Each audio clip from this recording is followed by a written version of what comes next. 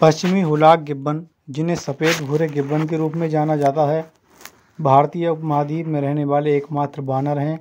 वे घने जंगलों में पनपती हैं, जो पूर्वोत्तर भारत में ब्रह्मपुत्र नदी के पूर्व से लेकर बांग्लादेश तक और पश्चिमी म्यांमार तक फैले हुए हैं।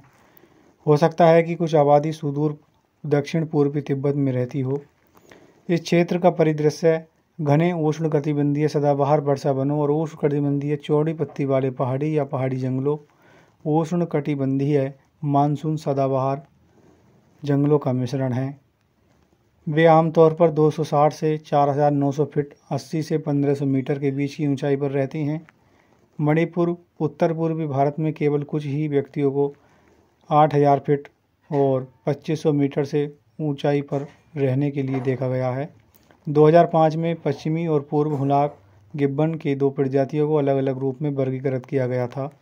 2013 में एक नई पश्चिमी हुलाक गिब्बन आबादी पाई गई और इसे पश्चिमी हुलाक गिब्बन उपप्रजाति के रूप में निर्धारित किया गया। मिसमी हिल्क हुलाक गिब्बन हुलाक मिसमीगंज असम और अरुणाचल प्रदेश में लोहित और दिबांग नदियों के बीच स्थित है। आकार, वजन और जीवन काल।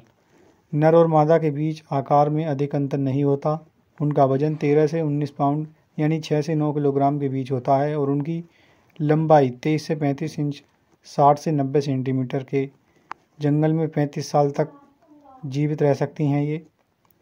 और दोस्तों, उपस्थिति की बात करें तो नर हुलाक गिब्बन के बाल काले रंग के होते हैं, जबकि मादा का रंग मलाईदार सफ़ेद होता है और उनकी छाती और गर्दन पर काले बाल होते हैं। उनके कोटे मोटे और मुलायम दिखाई देते हैं। उनके चेहरे आकर्षक हैं और उनकी निशान लगभग चित्रित दिखाई देते हैं। या लिपटे अन्य कीड़े साथ ही मकड़ियाँ शामिल इनके खाने में हो सकती हैं।